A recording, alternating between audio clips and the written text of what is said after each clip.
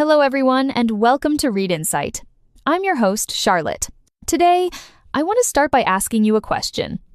In the hour that just passed, how many of your actions were actually the result of conscious, deliberate decision-making, and how many were simply autopilot?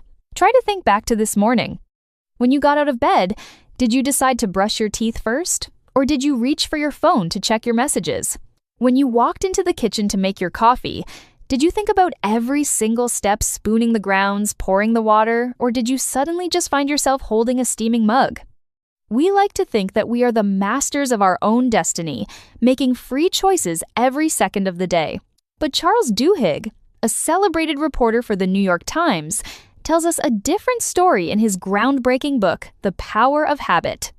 He reveals that up to 40% of our daily actions aren't actual decisions at all, they are habits.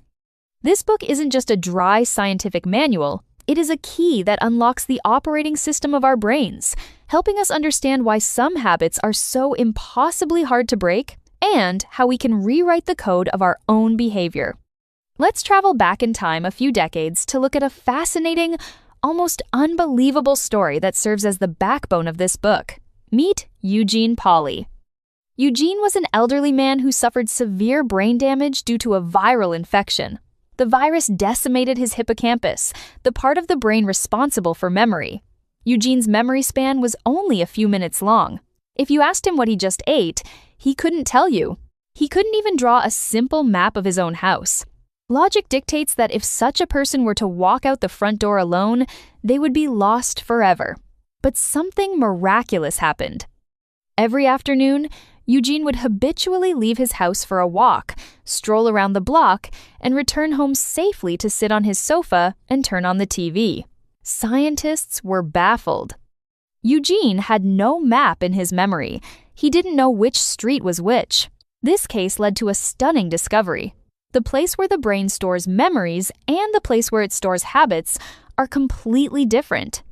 Habits reside in a deep, primitive structure called the basal ganglia. This means that even if you forget the entire world, your body remembers how to live.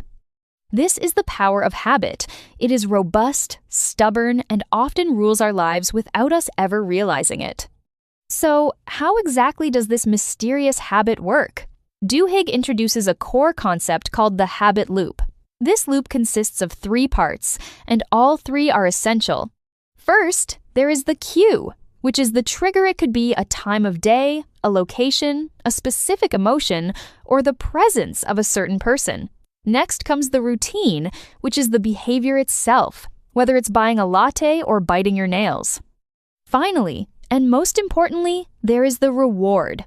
Our brains are very pragmatic. They only bother to remember a habit if it provides some sort of payoff, like the sugar rush from a donut or the temporary relief from stress. Let's take a real-life example that many of us struggle with.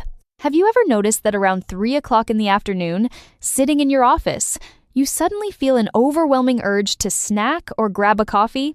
In this scenario, 3 o'clock or afternoon fatigue is the cue. Walking to the cafeteria and eating a cookie is the routine. But what is the reward? Is it really the taste of the cookie? Often, the real reward isn't the sugar. It's the chance to step away from your computer screen for 5 minutes and gossip with a colleague. Once your brain links these 3 elements, time, walk, relief, it forms a neural pathway. The next day, when the clock strikes 3, your brain goes into autopilot, pushing you toward the cafeteria before you even realize you aren't actually hungry. Even more fascinating is how the business world has understood this secret for years, using it to shape our consumer behavior. The book details the classic story of Pepsodent toothpaste. In the early 20th century, hardly anyone brushed their teeth. A legendary ad man named Claude Hopkins took on the challenge. He created a simple cue, the film on your teeth. He told people to run their tongues over their teeth, and if they felt a fuzzy film, that was the signal to brush. But his stroke of genius was adding a minty, tingling sensation to the paste. While the tingle didn't actually make the teeth cleaner, it created a tangible reward. When people finished brushing and felt that cool tingle, their brains received a signal saying, "Ah, my mouth is clean." Eventually, if they didn't feel that tingle, they felt something was wrong. That is why almost all toothpaste today is minty. It makes us wonder, how many products in our lives that we think are essential are actually just habits engineered by companies?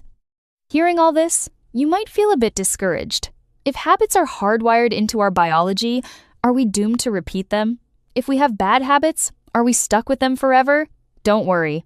Duhigg offers a very hopeful solution. He proposes the golden rule of habit change.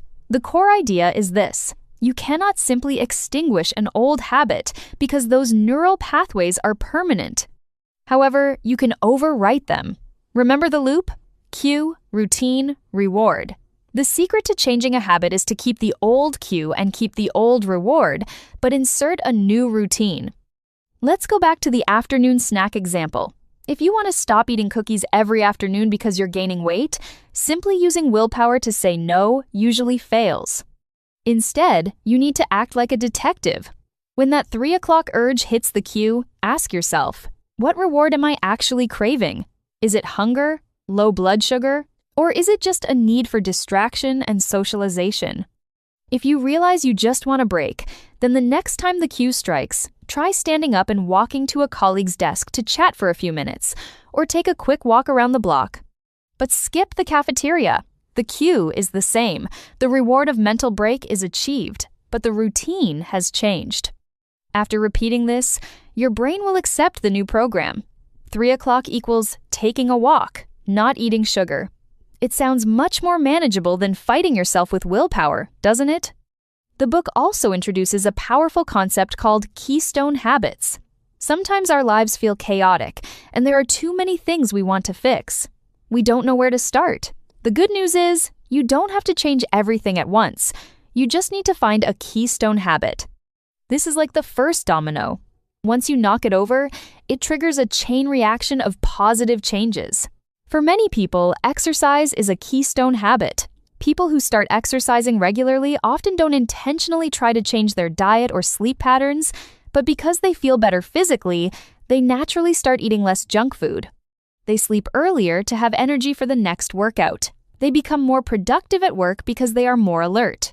Another example is Paul O'Neill, the former CEO of Alcoa. When he took over the struggling aluminum giant, he didn't talk about profits or stock prices. He focused maniacally on one thing: worker safety. By forcing the company to perfect its safety procedures, he inadvertently forced them to streamline communication, upgrade equipment, and increase focus. The result? Not only did accidents drop, but efficiency and profits skyrocketed. This teaches us that change doesn't require a total overhaul.